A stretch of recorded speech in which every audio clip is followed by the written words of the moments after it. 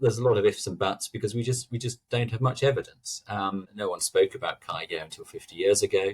It was only really the Dead Sea Scrolls and the discovery of the Greek Minor Prophet Scroll from Nachocheva that Dominic Barthélemy was able to link up a few threads that had been hinted at by Henry Thackeray in the early 1900s, and said actually there is evidence well before the big three revises of the Septuagint that there was a revision going on, which we now call Kaige, named after the isomorphic repetitive translation of the Hebrew v'gam and indeed, or just gam, vav plus a gam, a particle. And that is consistently in Kaige texts translated kai Ge, which is a good translation. Jim Aiken, my former supervisor before he sadly died, has an article on that explaining where that might have come from, the translation for that. But there's a series of very consistent markers in these Septuagint texts that allow us to identify texts as a Kaige, what we call a Kaige revision. And I think we can say there was a revision. I think it was more consistent than people often assume. If you read my Textus article, you'll see that. And we have evidence for it in the Greek Minor Prophet Scroll. We have evidence for it in the main Septuagint texts or kingdoms, so what we call 1 and 2 Samuel and 1 and 2 Kings.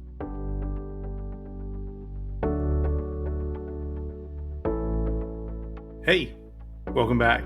It's me, Jared. I don't know. I just feel like doing a different kind of introduction today. Maybe I'll go back to the tagline and whatnot later, but I figured I would try this out this one time. This one time at least. So I can't really get past how interesting the text critic episodes of this podcast are for me.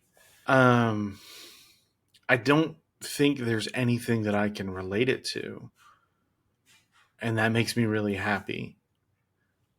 It seems like often when people, whether it's from an apologetic attempt to advocate for the veracity and reliability of biblical texts, or from the, I guess I'll say, atheistic, critical approach that attempts to undermine those very same things, the veracity and reliability of biblical texts, things get reduced a bit too much to categories and analogies and metaphors that make sense to us. You know, the telephone game or whatever. And I think there's a lot of exaggerations in general from people who are, you know, either trying to strengthen, fortify, or to, you know, on the other side, just take the knees out of biblical texts. And so it's kind of a breath of fresh air to get to sit down with the Catalan Stefan Popas, or today, Timothy Lee, and hear this very complex subject covered. So I'll try not to go too much into what it is that gets discussed here, because you're about to listen to an hour of that conversation. I more wanted to express my enthusiasm for what goes into these conversations and all of the work that is behind it. The study of ancient texts is not easy. It is not simple. It is, as I think I've said before, you know, the nerdiest of nerd stuff when it comes to Bible nerds. And it might be a little bit opaque. It might be a little bit difficult to follow, and that is fair. And so if in this introduction you're hearing, you know what, I probably need to skip. Hey, I appreciate you being here. I appreciate you downloading this, and I'll see you on the back end. I will ask if, even if it's not necessarily the easiest thing for you to listen to always, if you find any benefit or value in this podcast, subscribe wherever you're listening, or follow me on any of the myriad social media accounts that are linked in the show notes, or if you're really feeling generous, $5 a month. It is, at least for the time being, the single tier that I have available on Patreon. It'll get you episodes 10 days early. For example, the one that you're going to hear a little preview clip of at the end of this conversation. I appreciate all of you, whether you are listening to this introduction and checking out, or if you're hanging around, or if you're running over to Patreon. I'm super grateful. It is wonderful for me. It's such a joy for me to be able to do this even as a hobby. That said, if you have feedback for me, as always, reach out to me at itmeanswhatitmeans@gmail.com. That is all one word. itmeanswhatitmeans@gmail.com. If you have any feedback for me, please reach out to me at itmeanswhatitmeans@gmail.com. All one word. itmeanswhatitmeans@gmail.com. So, without further ado, here is my conversation with Timothy Lee.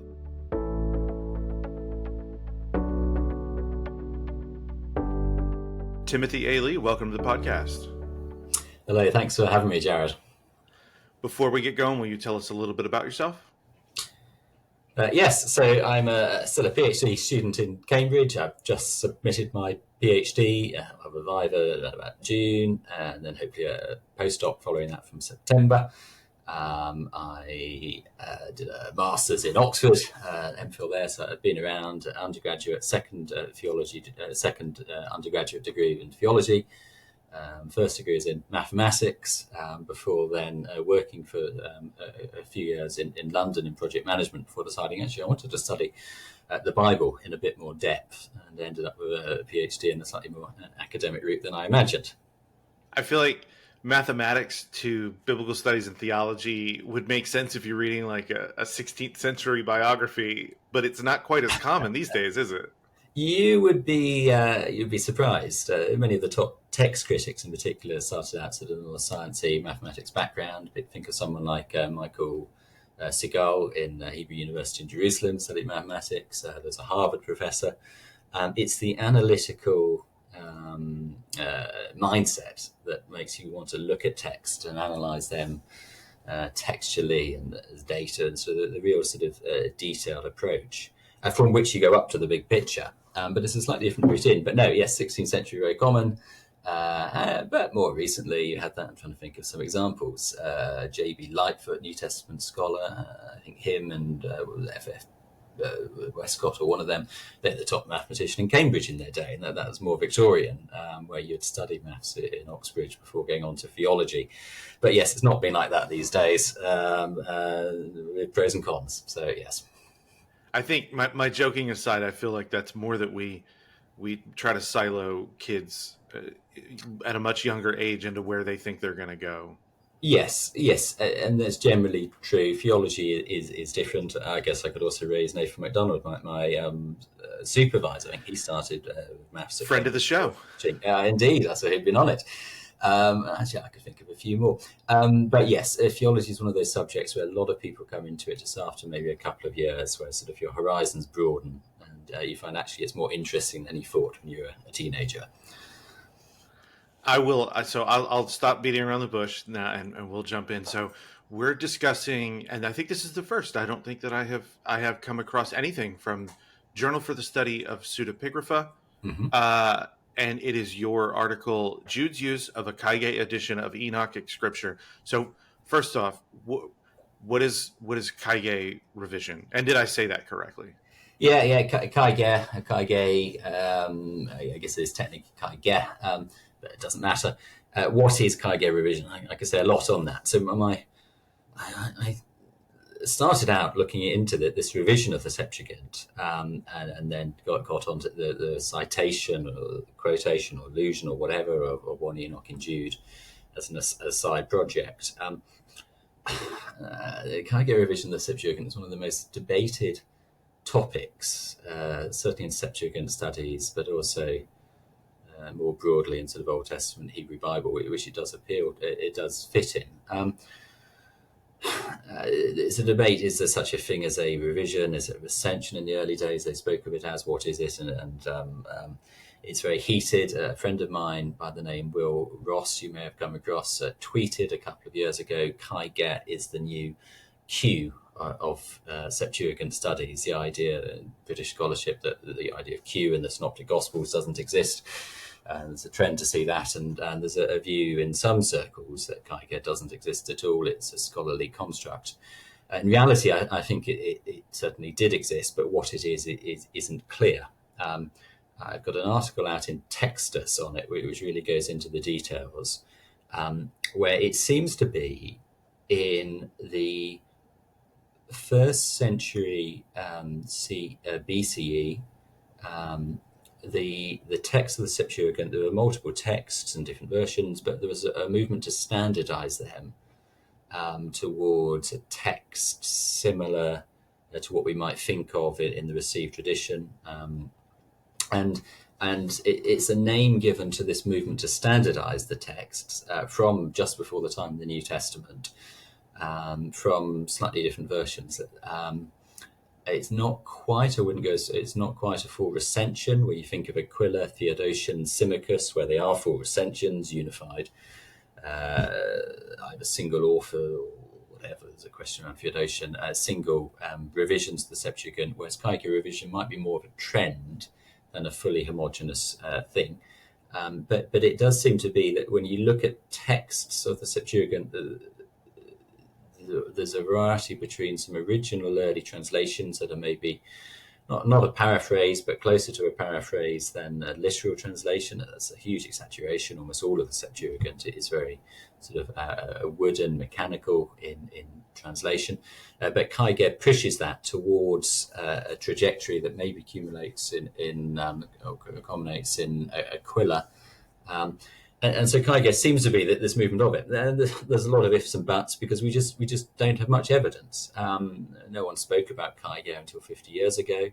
That was only really the Dead Sea Scrolls and the discovery of the Greek Minor Prophet Scroll from Nachocheva that Dominic Barthélemy was able to link up a few threads that had been hinted at by Henry Thackeray in the early 1900s. And said actually there is evidence well before the big three revises of the Septuagint that there was a revision going on, which we now call Kaige, named after the isomorphic repetitive translation of the Hebrew v'gam and indeed, or just gam, vav plus gam, a particle. And that is consistently in Kaige texts translated kai and ge, which is a good translation. Jim Aiken, my former supervisor before he sadly died, has an article on that explaining where that might have come from, the translation for that. But there's a series of very consistent markers in these Septuagint texts that allow us to identify texts as a Kaige, what we call a Kaige revision. And I think we can say there was a revision. I think it was more consistent than people often assume. If you read my Textus article, you'll see that. And we have evidence for it in the Greek Minor Prophet Scroll. We have evidence for it in the main Septuagint texts of kingdoms, so what we call 1 and 2 Samuel and 1 and 2 Kings. In the main tradition of Septuagint texts, say Codex Vaticanus or Sinaiticus, you have Kaige texts interspersed with the earlier Greek unrevised texts, and they got muddled up. Presumably different scrolls got muddled. The same with Judges. B-text of Judges shows a revised text, the Vaticanus text, compared to Codex Alexandrinus or Sinaiticus. As you know, Alexandrinus, which would be the A-text. So there's evidence of that, and I would argue, and do argue in another forthcoming article, that there probably was a revision for a lot more of the Old Testament Septuagint along Kaige lines, but we don't have much access to it. There's a few citations, say in Justin Martin, some of the Church Fathers, and the New Testament itself, often when it quotes the Old Testament or quotes the Septuagint, it sometimes quotes a Kaige text rather than the Greek Septuagint. For example, I don't know if I refer to it in this article. I think I do. In Acts chapter 2 or chapter 4? I can never remember. Chapter 2, I think. It cites Joel, and it doesn't cite the old Greek of Joel from the Septuagint. It cites a text which explicitly says Kaige. And so when Acts has been written up, whenever it is, mid to late first century CE. It is quoting this text, which we would say is Kaige, and so on. And I make the case in this article that when we have a citation of Enoch, actually that could be associated with this revision, which I call Kaige. In reality, there was revisions before Kaige, so the second half of Jeremiah, the Septuagint shows revised texts and so on. But yes, so since the work of Barthélemy and then a few students since and so on, people have been analysing it with an ever increasing number of suggested criteria that might mark a Kaige text or not, or might be a way of identifying one. It's often been used to identify Kaige features and then remove them, say in the Göttingen Septuagint, forthcoming volume on 2 Samuel. There's a lot of work there trying to identify Kaige readings that aren't in other texts, so the Antiochian text, to remove them. But Kaige as a phenomenon itself has often been overlooked. And so my research has been really focusing on Kaige revision, thinking what is it, where is it, and why is it here? How does it fit into, say, the tradition of the biblical text? There's been a lot of work on say, rewriting by biblical text. So you look at 1 Enoch. It is a sense of rewriting of the Genesis 6 and so on. But the more obvious examples, let's say the book of Jubilees, where texts are forever expanded. But Kaige revision is a different trend, which is fixing a text into a more established form that may be linked with the Proto-Masoretic text, I would say. So when you're standardizing the Hebrew text of the Old Testament, Hebrew Bible, you're also, I think, standardizing the Greek text of the Septuagint, potentially by the same people. I would suggest in Jerusalem, given that's where the Greek Minor Prophet scroll is, given the knowledge that would be required of both Hebrew and Greek at quite a high level, and a few other reasons I list in my work. Yeah. So, for listeners, I think that frames a lot of what's going on. Now, I'll take a step back, because Jude's use of Kaige edition of Enochic scripture. So I can read it if you have it up. It's I'll say dealer's choice. I figure just the text from Jude. It's Jude 14 and 15. Do you want me to go ahead and read that? Yeah, please.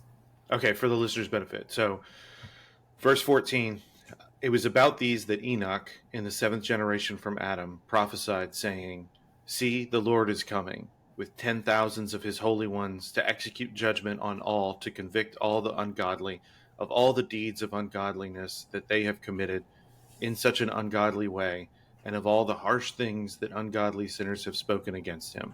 So that's Jude 14:15. That is, let me make sure I have that's the NRSV updated edition. So if you want to check that on in your preferred translation, feel free. But so that is the passage in question.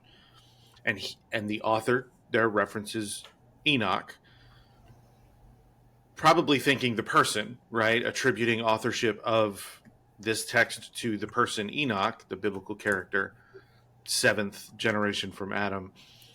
And so you're evaluating that from, and I'll try to find a way to push this out. I don't know, maybe on social media if I can. But the chart that you've made, you're looking at several different sources. Do you want to walk us through what those sources are? Yes, I can walk you through the sources. Let me see if I can get it up in front of me. While you do that, my son walked in while I had your article up and I was writing some questions, and the chart was there, and he's like, "What is all of that?" And I'm like, "Okay, well, this one is the So, yeah, I'll be quiet. Right, hold on. Let me see. How do I rotate it? It is in the PDF. It is awkwardly rotated. If you have the web page, it should be fine. Look, I'm gonna shoot. Look, here's some shots for PDF for Adobe. You guys messed up. The format, the way that the PDF is set up now is so confusing. There's toolbars everywhere. It took me a while to figure out how to rotate it. Oh, the new Adobe. Oh yeah, well, absolutely. Yes. I don't care for it. Absolutely. Yeah. And I don't care. Who knows? Right. Okay. It's working. I found rotate, which you'd have thought was one of the main features, but very hard to find. Yes. So this is page 7 of my PDF, or 8. I don't know. You got a table over 2 or 3 pages. And what I do is I list all the what I consider sort of interesting or important evidences for the verses in Jude and parallel ones in 1 Enoch 1:9 or 9 and 10. And there's a few English translations just to help people. And so I'm just looking at it now. I start off with the first column would be the Aramaic, which is from 4Q204, which is an Aramaic scroll from Cave 4 of Qumran, of Book of the Watchers. I can't remember what's in there. It's not fully extant. We're missing quite a bit. You can see a few bits in square brackets. That I think is it was. Which edition did I use in the end? I think I updated it to the latest one, but anyway, it doesn't matter. A second column is Codex Pelopontanus, which is the earliest Greek text. I think that was found buried in a grave or a tomb or something. So there's some Christian, I guess, a Christian grave. Yes, you have the Nomina Sacra. And so that's the earliest Greek text, which I make the case would be like the Old Greek original translation. You then have Jude's in the third column, which I argue is a revision, maybe Kaige revision. There were a few more revisions around, but they're all grouped together. P, N, and J, N, that is a translation of the two Greek texts. So you can compare the Greek there with my English translation. You then have Pseudo-Cyprian, and that is Latin. So I think I explained this on the previous page. Let me just double check. Yes, it is. Yes, it's Pseudo-Cyprian, and so on. Then Pseudo-Vigilian. So these are early church fathers, or claim to be church fathers, but they're in that group. Early Latin witnesses. What's interesting is the Latin. This is presumably these are translations from Greek, so it's an early evidence of what the Greek text looked like earlier than Panopolitanus, which is the name of this place, I think, just on the Nile, where they found the Greek fragment. Then the Ethiopic, so you have the Ethiopic edition, where it is fully extant. It's preserved in the Ethiopic Church's tradition as one of their books of scripture. You then have transliteration and an English text along there. So what I did is I lay them out side by side for comparison. And so you can scroll down there, and if you start at the top left and see what word you have, so that would be elu, hoti, idu, for, behold, eki, and so on the Latin. And then you can see where things are added or not. You have Kurios in Jude, which might be the best counterexample where there is evidence of a late edition in Jude, though some people argue it's earlier. But then as you go down, you can compare things. And what I found interesting was comparing the two Greek columns. And the case I make is when you compare the Pelopontanus with Jude, Jude's text looks more like a more wooden, isomorphic, literary, or whatever you call it, translation of a Semitic source, which would look similar to the Aramaic, presumably was Aramaic, on the left-hand side. The Latin texts are witnesses to the earlier Greek text. So particularly of Pseudo-Cyprian, the fourth line down, cum, looks like sun more than in, and you'd think that is evidence that actually Codex Pelopontanus, the second column, is a very early witness of the text and not a later corruption, but I make that point as you go through. So yes, that big table there, which your son came in and saw and said, what is that? That is meant to be a helpful guide, laying out the data, the evidence of which I comment later on, and laying it on the table. And the important columns are 2 and 3.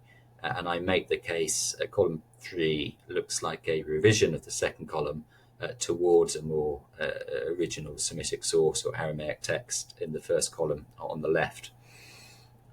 And why these columns, I think you asked at one point, is these are the best witnesses of the text, early witnesses. I found them on a site, Online Critical Pseudepigrapha. You may have come across onlinecriticalpseudepigrapha.org, which lays out critical texts of the pseudepigraphic works, of which one Enoch was there. And I think I'd collected this data in the past. And actually, when it came to looking at this, it was very useful to put them together. and compare them. Yeah. So, not really an aside because it's in the article, but Ethiopic. I've only recently found out how important Ethiopic is for text criticism, which doesn't really mesh with the idea that like Greek, Hebrew, Aramaic, those are the languages that matter. So why is Ethiopic so important? And you did kind of mention it, but can you go into more Yes. detail in that? So there's a whole debate. How important is the Ethiopic? It's more important. It's often overlooked. And in biblical studies, there's a lot to be done with the Ethiopic text. I was presenting on the Ethiopic at SBL last year, and there's a very small unit working on it, but there's a huge amount of work to be done with the manuscripts and traditions. How important it is, I'm not so sure. There was a book, what was it? Not Michael Knibbs, before that, Ullendorf, 1960s, 68 or something. Ullendorf gave the what was the it was the Burkitt lecture, one of the lectures in London on the Ethiopia and the Bible. I think it was called. Very important work, and just saying, look, there's a lot to be taken from the Ethiopic tradition in terms of the value for the biblical text in biblical studies. It varies a bit between New and Old Testament or New Testament Hebrew Bible. For the Hebrew Bible, I did a bit of work looking at 2 Samuel and 2 Kings, the Kaige text of the Septuagint, comparing it with the Ethiopic, and it was less useful than I thought. It is often a text of, it is often a translation of a text very similar to Codex Vaticanus, the B text, which sometimes has Kaige revision, sometimes doesn't. So textually, it is evidence of what texts were in circulation in Egypt, say in the 4th century or whenever it was that the Greek manuscripts moved to Ethiopia and were translated. It's not quite clear when they're translated, but probably from about the 4th century, or the earliest ones are sort of late medieval, 11th to 14th, 15th century. It is maybe more important for works like Jubilees and Enoch, where it is a complete, is there only complete edition of all the chapters in what has come to us and is known as one Enoch and scholarship. There actually is a collection of books. And so for works like Enoch and Jubilees, it's very important. For works of the Hebrew Bible, less so. The New Testament sometimes, but again, less so. So it's one of those things that drops up. It's another Semitic language. The script is a bit different, but once you get used to it, it's quite fun. You can pick it up, and if you can read Hebrew or Aramaic, it's not too hard to pick up a bit of Ethiopic at a very basic level. But text critically of mixed use, I would say. My work on Samuel and Kings, I occasionally would appeal for it, but it was more a witness of late Septuagint texts than much else. And that's different for Enoch and Jubilees, but yeah. And there's a few other texts. I've got a friend in Cambridge doing a PhD on the Apocalypse of Peter, for which I think, again, Ethiopic is a very important text. So for some texts, it's important, but for Hebrew Bible or New Testament studies, it may be less so. But there's a lot to be done. Okay. So the text of Jude that I read a moment ago, what is the difference with how the Enochic text is represented there and how it's represented in these other places, and what does it tell us about the author of Jude? 2 big questions there. Let's think one at a time. So the second one is what does it tell us about the author of Jude? Jude, yes, we can go on to that. The first one is how does it differ? So let's start with that. Again, if you have the table up in front of you, anyone listening, there's a way of sharing that. You can find it. It's open access on Journal of Study of Pseudepigrapha, or you can find links to it if you just Google. It'll be linked in the show notes. Fantastic, yeah. So what are the differences? Well, let's go through them one by one. Hottie, you do. So if you read it in translation, it looks very similar. They do seem to have made a mistake here with the proof editing. I've just seen with is missing a W on the for. Anyway, it shouldn't have been like that. I go through them with 6 examples. So hoti versus idu is a different word to translate something. But for or behold is quite different. I think I comment on that. If we look at the Latin ecce, that's more like behold than hoti. And then the second one, venit in Latin, or ergetai, or elphon, he is coming, or he came, present or aorist. So there are some big changes there. And then kurios, and then sun and en. This started off, I was listening to a seminar in lockdown on Zoom, an Oxford seminar. I was still there as a master's student. And there's a chap, Alexander McCarron, who was working on Enoch. He's just published his book, worth reading, came out to Brill just after I'd submitted this work. I cite him in the acknowledgements, but I think it was late December last year. His book's just come out on the Enochic traditions. And he was presenting on this, and I was listening to him go through some of the cases of Jude's citation, Jude's text. And I was looking at these differences in the second and third column, hoti, idu, and so on. And I thought they are just the same texts, or just the same changes I find in Kaige texts, which I spent a lot of time looking at.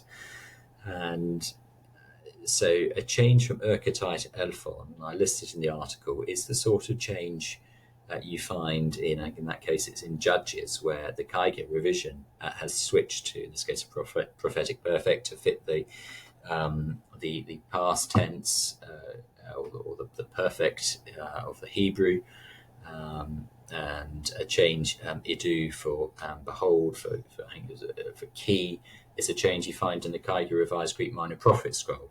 And so the words that have been substituted, assuming it is a revision, which it may be, may not be, but I think the evidence points towards saying it is. The words that have been substituted are the same sort of words that are substituted in Kaige Revised texts and related texts. The same with sun and en. Sun is very common in Aquila for the definite article, but it is not that common in the Septuagint texts, certainly not in Kaige texts. You find it a bit, I think, in Genesis and some of the earlier texts or translations of in the Septuagint, but it's not a common one. Whereas en is, there's a very sort of consistent isomorphic approach towards translating Hebrew particles in Kaige Revised texts. And so when I see and compare things, and I saw sun versus en, I thought, hold on, that feels like a revised Kaige text or pre-Kaige or something text. And the list goes on. Just scrolling down for a few more examples where certain particles there, and peri, and ow, and of. So what is Jude using? Jude is using a text. I think I list 4 possible examples that Richard Bauckham in the early 80s suggested, and he didn't suggest this one, so I put forward the 5th suggestion, which I think, in light of what we know about New Testament citations of the Septuagint, this one really should be considered. There was a lot more pluriformity of the Septuagint text in the first century, or the first few centuries, and so there were more available manuscripts that could be used rather than a fresh translation of Hebrew, or in this case Aramaic. The second question was, what was it? What does this tell us about Jude, or the author of Jude's, what was it, view on Enoch? Just what does it tell us about the author of Jude? And yeah. I know that is a really broad question. Okay, yes. So what does it tell us about the author of Jude? So if you read Richard Bauckham's commentary, I can't remember his article, he makes a case, the author of Jude, there's a native Aramaic speaker, because look, he's translated it himself. That doesn't work, given we know there were a lot more texts in circulation. And so if Jude is, well, the author of Jude, or whatever we call him Jude, whoever it was, is citing a Kaige text, that would suggest a few things. It would suggest the author is familiar with Enoch through a Greek translation. So would suggest the author of Jude is a more likely to be a native Greek speaker than Aramaic or Hebrew Semitic speaker. It would maybe situate them in Palestine or the surrounding area where these Kaige texts seem to circulate more than the wider diaspora. It would, I don't know if we can push it that much more. It would suggest a native Greek speaker. It would suggest probably someone situated in Palestine. And it would maybe suggest a bit about sort of how Enoch, or at least the Book of the Watchers, was still popular to have been revised later than maybe previously thought. There had been a view in the past that Enoch was falling out of favour with its views on the fall of the Watchers and so on, compared to sort of Adamic theology by the late 1st century BCE. Whereas actually, if there is a Greek text that has been revised and been used, then maybe Enoch was more popular for longer. And so the author of Jude is engaging with a work that hasn't yet fallen out. But yes, it's hard to push it beyond that. That's fair. So it didn't occur to me to do this until we were talking, and I'm not going to do it while we're recording, but it probably would have been helpful for me to sit down and read just like a basic introduction of Jude. So I'm thinking like the SBL Study Bible. That would probably be a really good way of gauging what the overall scholarship is. And I think that's what I was looking for, is like, and granted, you don't have that probably memorized, but just, and that, I think that answer does kind of give what I was looking for, which is like, how would it change this really basic introduction of what people are about to read, sitting down with their English translation? Because, I mean, we're speaking English, so I'm assuming the listeners speak English, reading their English translation of Jude.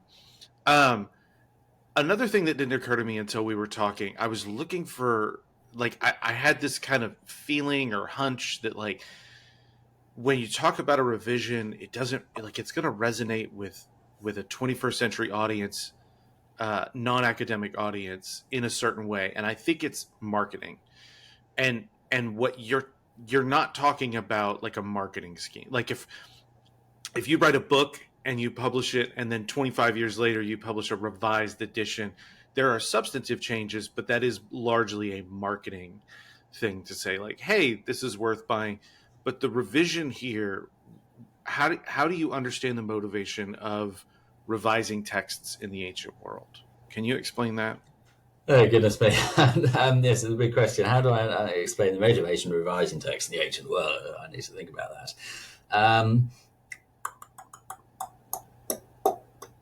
It's okay. Let's work this through. It's a very expensive process to revise any text. You think about the paper, the time, the skills. I think we've got to be careful about drawing too strong a parallel, but I think there are parallels with Homeric scholarship in Alexandria, where critical editors in the early days of the library set out to revise Homer and to think, what did Homer write, rather than what had been accrued over the years. And they set about to edit it, to revise it towards fitting what they thought, in their views, Homer wrote. And there might be parallels there with both the Proto-Masoretic text and the Hebrew side of things, and Kaige revision of the Septuagint. And then I don't think I list it here. I'm not sure I have an article on it, but there will be one day an article saying why is there any revision at all? And there's four or five different options. You can read, there's an article by Sebastian Brock, 1990. It's a white SBL volume, I can't remember what it's called. The Scrolls and the Septuagint, I think it was, edited by maybe George Brooke, I can't remember, Manchester Conference. And Brock's article is to revise or not to revise, and he puts forward a few views as to why you might revise the text of the Septuagint. For him, he thought it was maybe a more theological thing, a review of scripture or debates, where there is evidence for that in the Syriac tradition, the 7th and 6th century, with the what did he have, Philonixian, a revision of the Peshitta, where they're revising it towards the Greek and so on for some debates. You have it later on in the modern world, say with the Revised Bible that came, the American Standard Bible, and then the RSV Bible, which were revising initially the King James Bible towards what they thought was something closer to the Hebrew-ized modern Hebrew scholarship or Greek scholarship of the New Testament or a different text. In the ancient world, there might be some parallels, but you've got to be careful. You don't want to impose them. So why revise Kaige? Well, why Kaige? Why Proto-MT? I think it's just something you do if you have lots of texts around and you have a central repository or a library. It can cause issues if you have people citing different texts of Jeremiah or something. And I think when there's an awareness of these differences, people set out to just fix. I think it's just human nature to have a more fixed form. It could be a million reasons. I don't know. Yeah. That's fair. This is, yeah. It's not school. It's not a test. I don't know is an acceptable, and which by the way, you did not say entirely. I don't know. You did offer what seemed to be plausible possibilities. So you did mention in a previous answer kind of a distinction between Palestinian and diaspora, or Judean and diaspora. What were the cultural differences between those two groups?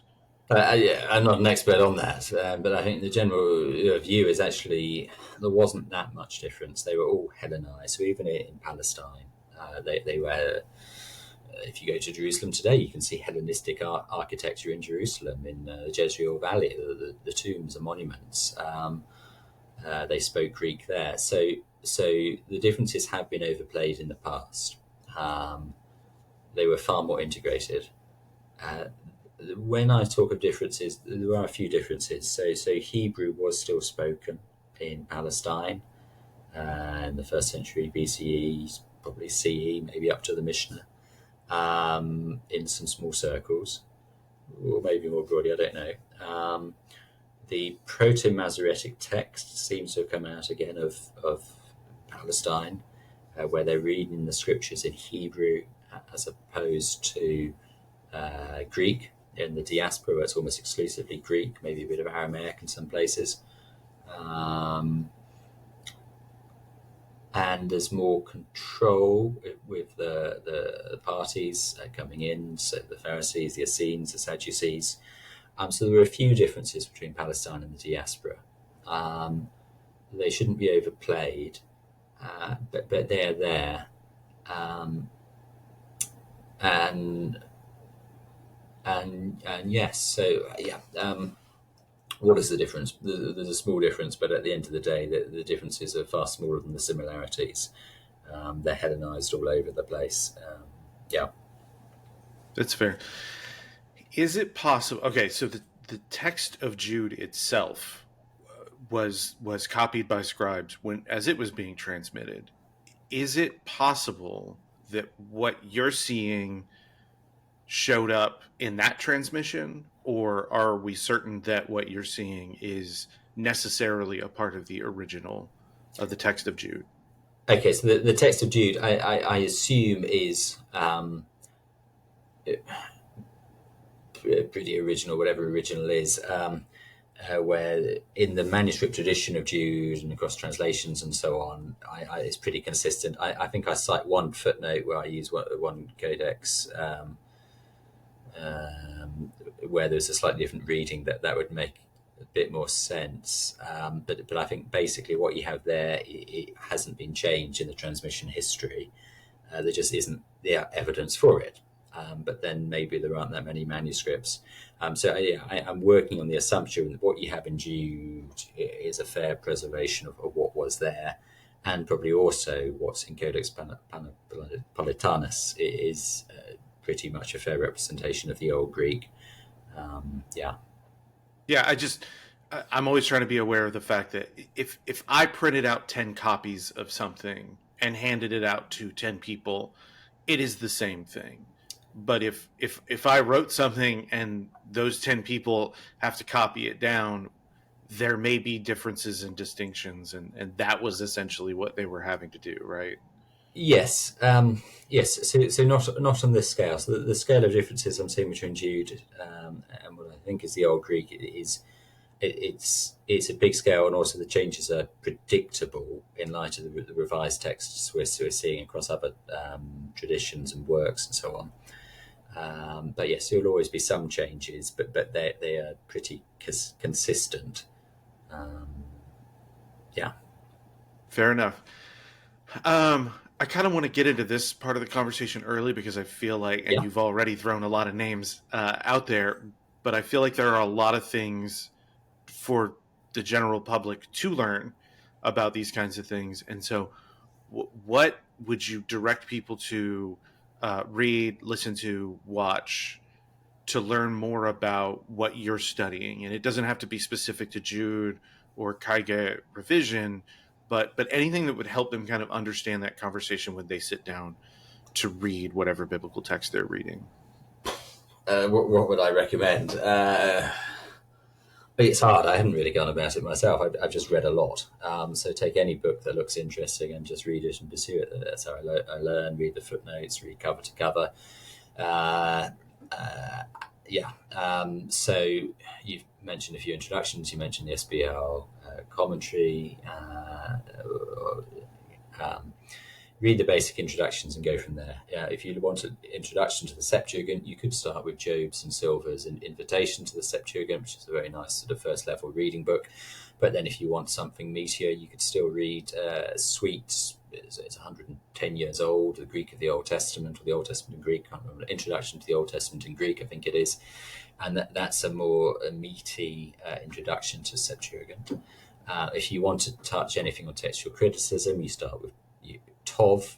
There's a few more sort of basic ones if Tov's too much, but read Tov's textual criticism of the Hebrew Bible. If you're looking more Septuagint, you can read text critical use of the Septuagint.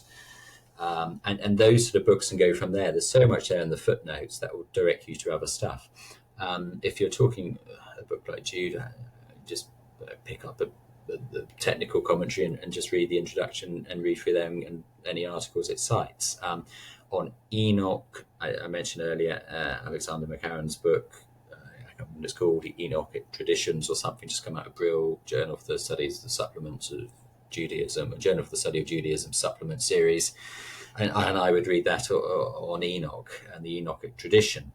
But yeah, start with the introductions and just read as much as you can. Kaige revision of the Septuagint. Where do you go? Maybe there's a bit in Fernandez Marcos's book on the Septuagint in context, where he devotes a lot of time to the Christian and the Jewish reception of the Septuagint. And there's a whole chapter on Theodotion, Kaige Theodotion, I think it's called, in his work. And those are good broad introductions. And then from there, you can find articles online to learn more. And just read the text. So if you're looking at the Book of 1 Enoch, just read it a few times and familiarize yourself with the primary texts. I did, just to throw mine in there, I think people should check out what the New English Translation, the Net Bible, there's actually one right over my shoulder for people watching, because like I brought that up on Bible Gateway when I was looking at this just to see if there were footnotes that had any overlap with the article, and they're probably behind whatever you have picked up. But on the page, because Jude doesn't take up that much, there are so many footnotes, and just following those footnotes sometimes can be really helpful on how they decided to translate this thing or that thing one way or the other. Which translation was that? The NET, the New English Translation, their big thing, I think about 25 years ago when they came out, it was like, it's for free, it's on the internet, and it's tons. We put all the notes for the translation in there, and that's helpful. It gives a lot of background. Oh yes. I'm getting muddled up with the nets. There's a New English translation of the Septuagint, which is different. But yeah, no, the NET. Yes, I know the one. There's too much stuff, man. Yeah, right. Okay, that makes sense. Yes. So yes, all the notes there and the footnotes. Yes, they're huge. Yes. You mentioned commentaries. So how would you advise people what's the most beneficial way of using a commentary, and is there a specific advice that you would give for reading Jude as opposed to other texts because it's so short? Yeah, that's one you can tick off.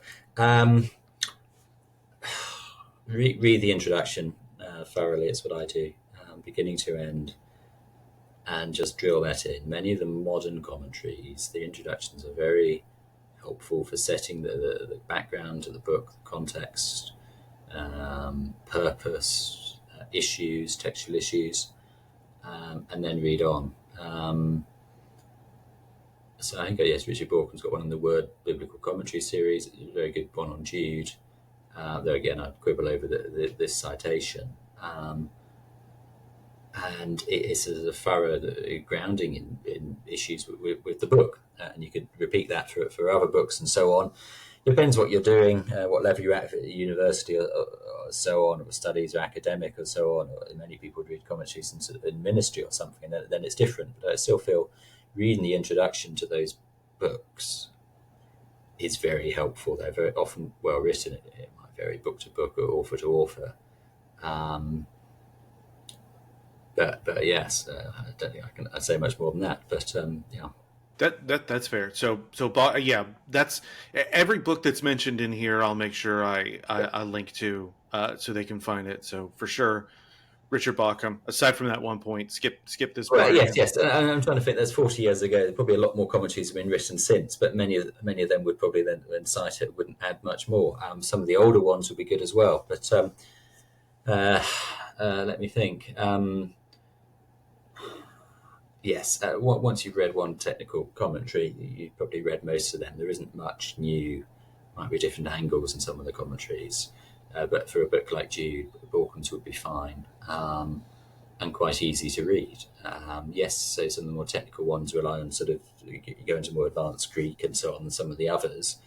But that, if it's well written, that often wouldn't matter for sort of, say, an undergraduate starting out or something. You can still learn a lot from these. I'm struggling to think of sort of more modern ones. But yes, and then you go technical ones, you can throw in the Hermeneia or the Anchor Bible and so on, and all the different pros and cons and vary book to book and author to author. Last question: what do you read for fun? What do I read for fun? I haven't read for fun in years. I shouldn't say that. I've read all the old classics. Well, it's too late. You did. Yeah, it's too late. I read all the old classics years ago. You read Dostoevsky, you read Dickens, you read Jane Austen. They're the ones that have endured the test of time. They're well written. They're worth reading over and over again. I find lots of modern stuff just not worth reading. And some of it's all enjoyable. I read Harry Potter and something as a teenager, so on. You enjoy that. But if we're talking to the recommending books, read Dostoevsky, read the old classics, read Dickens, read anything like that. They're well written. They're classics for a reason. Yes, let me think for fun. I don't know. Yeah, that's fiction. Non-fiction for fun. Read Tim Marshall, Prisoners of Geography, and The Power of Geography. They were sort of bestsellers, came out 5-10 years ago, looking at sort of geopolitics, and very interesting that, and dabbling in that, and worth reading. Although often it's sort of more podcasts these days where you pick up that information. But there's stuff out there, whatever, and anyone enjoys. But if someone's thinking of a book of fiction to read, I say read an old classic that's endured the test of time. It's a classic for a reason. Well, okay, so I got what's your top of the list for Dickens? 1, 2, 3, go. You've got David Copperfield. You've got what was I enjoying? I can't listen. They're worth reading. I'll say right now, Great Expectations. That is. Yeah. What? I thought of that, but no, that's maybe the one to start with. Was it his first or something? It's a little bit shorter and there's a bit more of an action one than some of the others that are more hard hitting sort of social commentary. But yes, that's I enjoyed it. That may be what I like about it, because I'll tell you right now, like I think The Hobbit and Watership Down, they're probably not the highest on my list, Yeah. but deep in my heart, if I'm honest with myself, those are my favorite books, and it's because there's just stuff happening all the time. They're so fun and exciting. Yes, yes, yes. So it is something more fun and exciting than yes, and so Great Expectations is more fun and exciting than some of the others. Yes, so I take that back.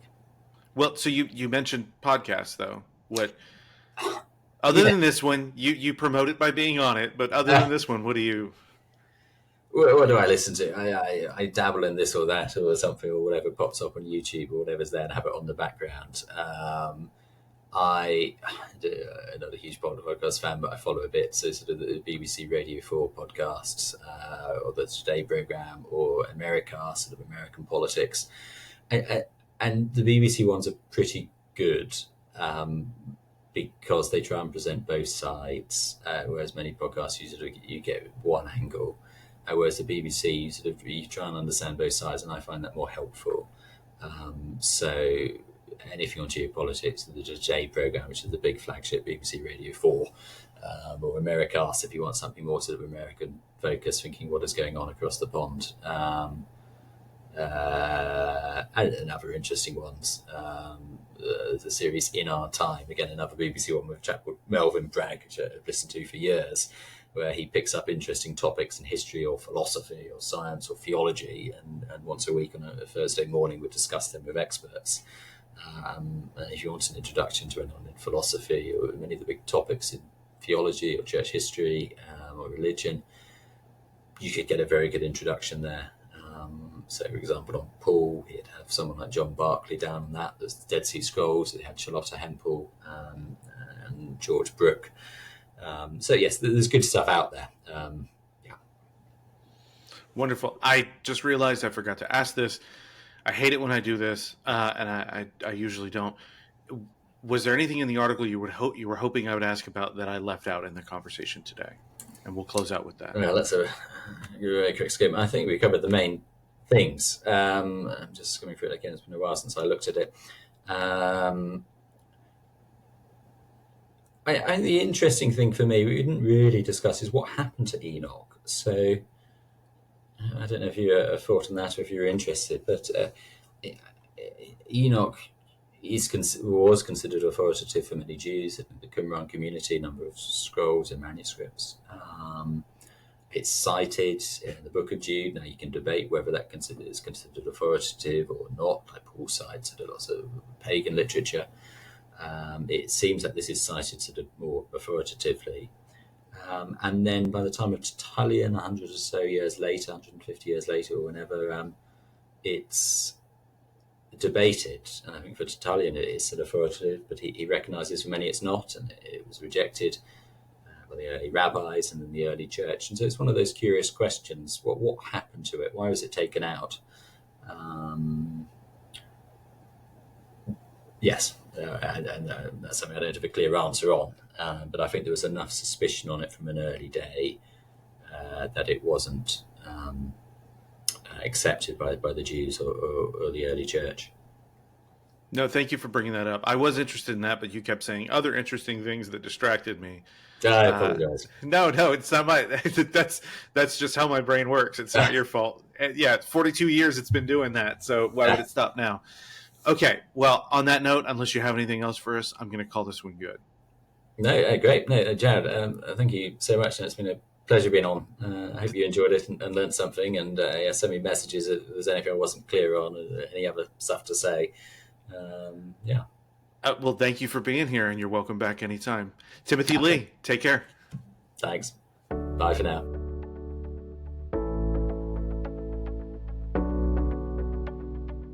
Thank you so much for listening. And again, like I said, if you skipped through the episode and you're just listening to this to hear what's going on with the next week's interview, hey, I appreciate the download either way.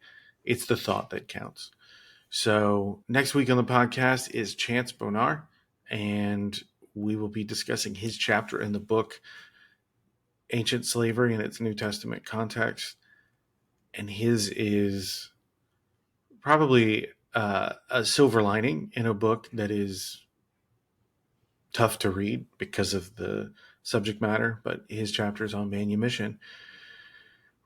Hit me up with any of your feedback, and you can hear this conversation now for $5 a month on Patreon.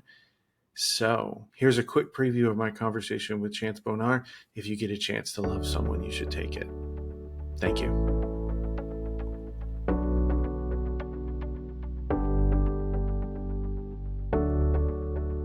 Like, that's, I think, for readers of biblical text today, we have to engage with these texts in a meaningful way when it comes to how they sometimes endorse or permit slavery. That, I think, one of the ways to think about this is, we want to both recognize how we are impacted as readers in the 21st century by kind of the modern history of slavery in the Americas and how we've been taught to read the Bible.